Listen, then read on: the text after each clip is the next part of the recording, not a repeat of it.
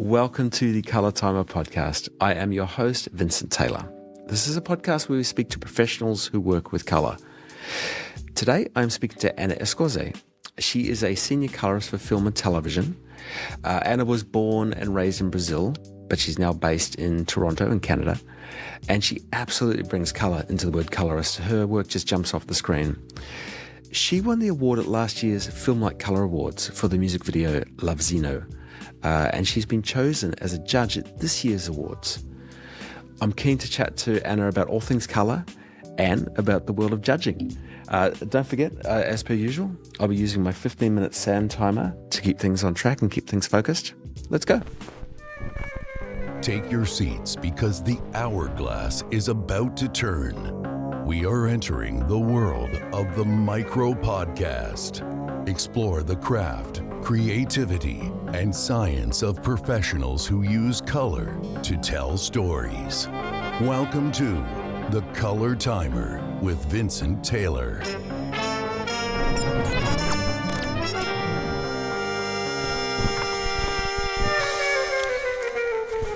Anna, thank you for joining me. Hi. Hi, thank you for having me.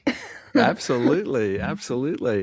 Now you're a lead colorist at Feather in Toronto, but what's your background? What pushed you or pulled you into the world of color correction and grading? Ooh, that's always a fun, interesting. I'm gonna try to make this quick as possible. Pressure. Oh, wait a second. You know what? I do this so often. I forgot to start the timer. Okay. I'll get in so much trouble from me. You had the little turny thing. Yeah, a little turny thing to make it all. Yeah. All right. Amazing. Yeah, honestly, I think I had no idea that color was a thing, and I came to Canada, as a tourist. I didn't have any idea what to do. I just decided to stay, and I had to kind of find a way to make it work. I didn't immediately go to color. I did a lot of other things before, like the typical restaurants. I worked with cars, washing cars back and forth. And somehow I made my way into working with car parts. And then from there, somehow made a jump to working with camera parts, which is a really weird, jump, but it kind of worked well at the time, with my logistics, whatever skills in working with car parts, like literally, looking at camera schematics and ordering the little bits and pieces. Yeah, it was really, really fun. Wow. And at the same time, I was, starting to work on set here and there. I ended up getting an agent. So I was going for commercials. He was like, oh, you have an interesting different face, for Canada. So we'll send you to commercials. Like, okay, great. And it was honestly actually the first time that I saw, all the different things in, all the different careers, different paths and things like that. So I was definitely drawn to it because, decided to start working on set a little bit, did some art department stuff, then did a camera trainee program and kind of slowly, making my way towards hanging out around the DIT and figuring out, that there's this other side of things. So I just remember one time just being close to this DIT and he had the waveforms on his cart and I was like, oh, what the fuck is this? This is amazing. And he kind of explained to me a little bit. I was like, okay, no, that's it. I got to sit on the chair, be in an office, don't have to deal with the weather, and this is it. So that kind of it was a really, really backwards, way. But from the moment that I figured it out, I was like, okay, now what do I need to do? I don't have any post experience. I'll get some certifications, whatever, at least I have something on my resume to give me a chance. But yeah, that was kind of the start of it all. The start of now you've spoken in the past about your influences and your early exposure to Brazilian Baroque art.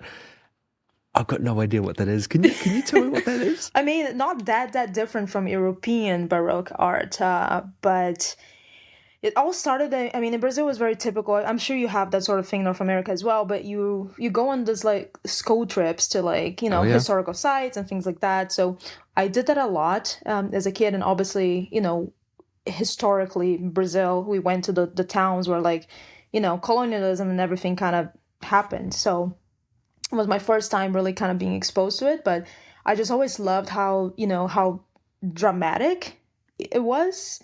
and seductive at the same time, you know? When I think of art, I like art that kind of has a function. And I'm not really like a super religious person, but it has that, you know, like Catholic like doctrine, you know, function, which at the time it kind of served for a lot of people that didn't know how to, you know, how to read or whatnot. So that was like their way to kind of be educated, you know. Yeah. But at the same time was extremely profane. So I always loved that sort of contrast. Um, and yeah, it was a little bit of everything, really, really. Yeah. But it was also the start of, you know, really Brazilian art because, you know, Europeans brought that, like missionaries really. But it was transformed in a way with like the, you know, Brazilian people, which came mostly from, you know, slaves and a mix of people really that started to adapt that art and kind of make it their own. So really was when that start of like a Brazilian expression kind of started in art. So yeah, to answer the Yeah. question really because it's dramatic and seductive and I love it. Yeah. What what what what refuels you as an artist and keeps you coming back for more? I think honestly, I think the people really, you know, the fact that we get to work with different people and I'm always interested in what drives people and like what is their reason, you know, to do what they do or whatever. So it really kind of, I don't know, being a part of the exchange of that, you know, collaboration process, it is exciting because you feed off each other at the Yeah. same time that like sometimes you might work with someone that you might not have so much of that vibe. So, you know, you really feel that, you know, that energy exchange. It can either explode and you do something great or sometimes it's not really that great. I don't know. But it keeps you going, you know? Yeah. Yeah. It's interesting that energy, isn't it? And it can, like I've experienced it where sometimes it can be what you might typically view as a negative kind of vibe, but that can fuel it as well. You know, that 100%. can create something as well. Yeah. 100%. Yes. Okay, here's one for you. This is a bit kind of philosophical, but like if you could live with one piece of art or art discipline, more to be more precise, what do you reckon it would be? Like painting, film, sculpture? Like if you were trapped on a desert Yeah. island? I feel like I should say, you know, something that's related to my career. But I would, no, honest, I would say sound. I think sound really kind of, it's the, you know, the little fluid that keeps things together. It's like the in between everything and what kind of like, yeah, it's just, I think you can get so much out of sound and it can be anything, you know, like music, whatever, just like going for a walk and just listening to the Yeah. sounds of life. Yeah, yeah, it's so layered, isn't it? Now you entered the Filmlight Color Awards in 2022 and you won for the music video. What was it called? Oh, La Vizinha. That's it. And you know what's better you say because I would butcher the word by Rachel Rice. And in your acceptance speech, you spoke about like how difficult this industry can be, and even more so as a Latino woman. Can you talk to me about those challenges and about how you kind of push through them? Yeah, of course. I mean, it's all not, I don't think it's a secret that it's a very male dominated, you know, industry. It just felt really hard. I remember that, again, going back to the beginning of like when I discovered, you know, that that's what I wanted to do. It was really, really hard to try to think, okay, how do I go in? Like I didn't go to film school. Like I didn't really have the necessary connections. You know, like I try to meet with a bunch of people that were doing color and just trying to, you know, ask, okay, how did you do it? And like all the ways that they told me, you know, kind of like how it happened for them, I just didn't have the same life experience, right? So I really had to, you know, force my way, force my way in, you know, out of like, you know, I want this, like, I'm gonna make it happen somehow, and I'm gonna email you 5 times, 10 times if I need to, and try to get there, right? So, but you know, I'm really happy with the way that things kind of went, and you know, I'll do it all over again, 100%. Yeah, yeah. It's I mean, you nailed it. It's still in this day and age, it's still so male dominated, and I always kind of I ask women, although I should probably ask men more, about how men can be more allies in that. I mean, do you have any kind of words of advice for the men out there who are Honestly, listening? I don't know, because I feel like we are such a different breed, you know. We have, you know, the colors that are a bit more, you know, um, outgoing, but there's also like the part of us that's really like the introspective, the like, you know, we're just here hiding in the dark a little bit. Um, so it's hard. I don't know. Yeah. I think it really just is like, if you have whatever, if it's 5 minutes of your time, just use it. You know, like Yeah. give it to Yeah. someone. Like, yeah, sometimes that's all that people need, you know, to feel inspired Yeah. and kind of It can go a long pursue way, right? a long Yeah. way. So at the Color Awards last year, in your acceptance speech, you kind of finished up by saying how the award made you feel like you belong. Can you tell me about that moment? Yes, I mean, we don't have a lot of platforms, right, like that for us, and when we do, it's I mean, it's just crazy. I felt honestly really, really honored, because the people that were, you know, judging the awards and everyone that was there being a part of it, and everything, it just felt so special. Like, oh my God, like we're doing all of this for us, you know, like we're, you know, we're just people that sit behind a computer, and then suddenly we have like, I don't know, Ben Davis saying my name on stage, you know. So it's important. It's important. I mean, it's a human necessity. We need to feel like we belong, regardless, like, you know, if it's like in life or whatever, in careers, you know. And our community is, you know, again, we're the solo tennis players alone in the dark room, right? That's awesome. That's exactly what it is. Now you're going to be a judge in the awards this year. My time. Yeah. So, how do you feel about being a judge this time around? I am excited, honestly. I have no idea what to expect. I mean, I've judged some awards before, but this somehow feels different, you know, like being, you know, having won like the last year, and then getting to be a part of it this year. I don't know. I'm just excited to go through this process. Here's an awful question to ask you. How do you go about judging color grading? I mean, what are you looking for? Ooh, yeah, that is a tough one, because color can be so subjective. Yeah. Honestly, I try to see, you know, the project as a whole. Of course, I'm not there to judge like the narrative, like the story, if it's like whatever, you know, but I think it's really special when you can get to see something that doesn't make you think too much about it, if that makes sense. It's almost like Does make sense. you're watching a piece, and the work is invisible. You're not Yeah. thinking like, oh, Yeah. I don't like it or whatever. Like, it's just kind of like it allows you to focus on the story, really. Yeah. Yeah. I know exactly what you mean. You get lost in it and you're not even, yeah, I Yeah. know exactly what you mean. Do you think, like in terms of color grading awards, that there is a separation between the skill set of color correction and color grading?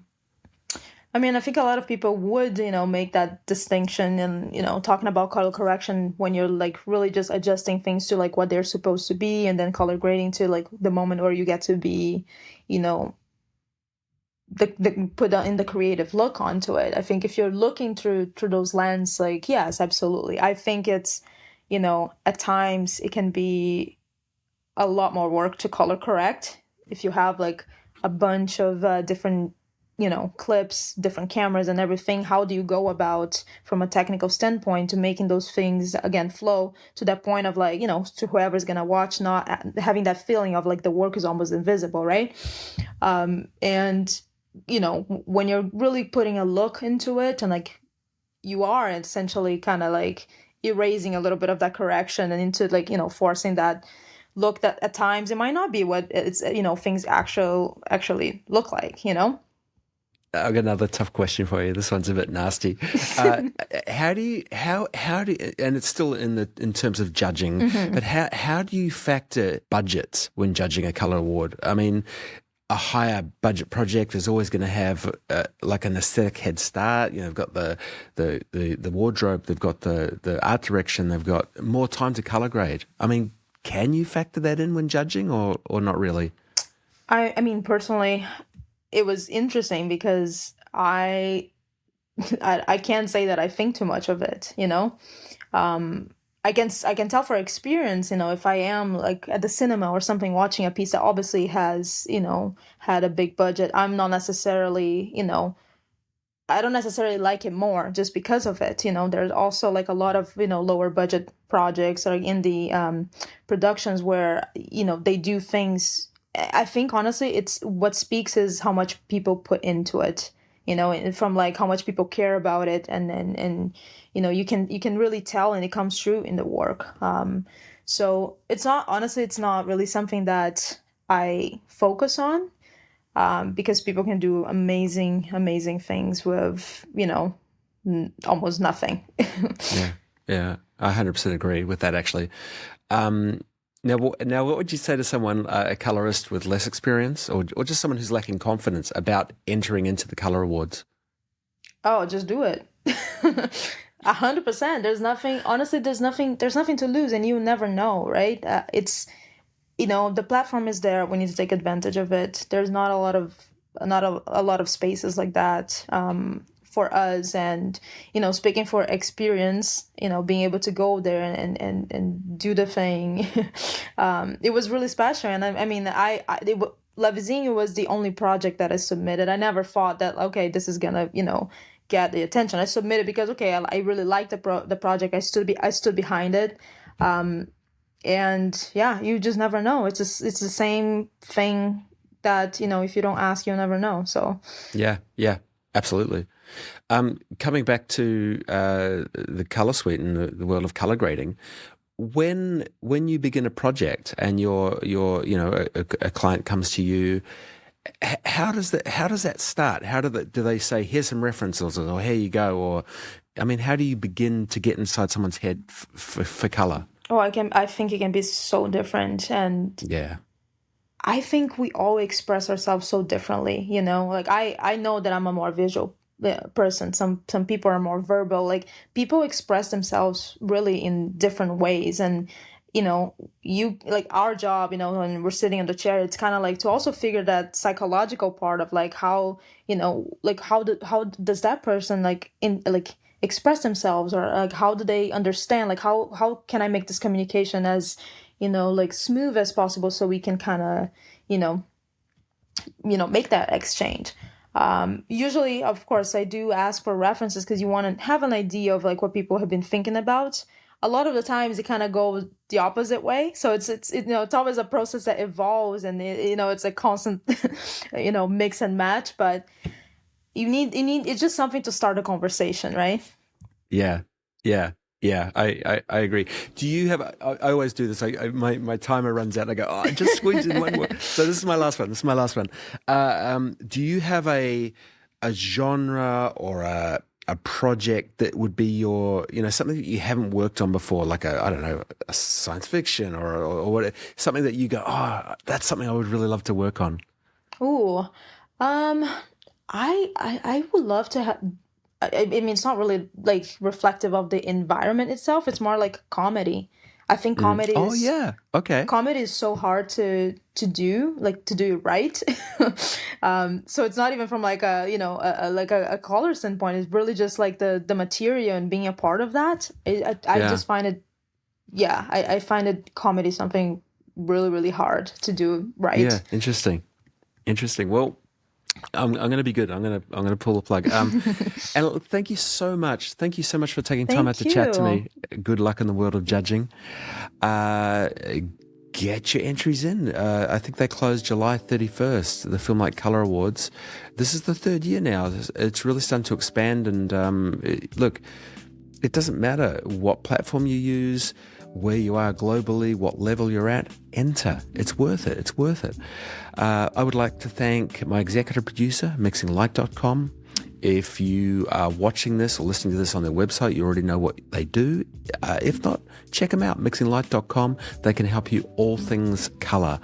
I would like to thank my friend of the show, Filmlight, and my producer, Kayla. And thanks to you. Thank you for listening. Like, subscribe to all of that. It does help. And I'll see you on the next one. Keep coloring outside the lines. See ya. The Color Timer, a micro podcast experience.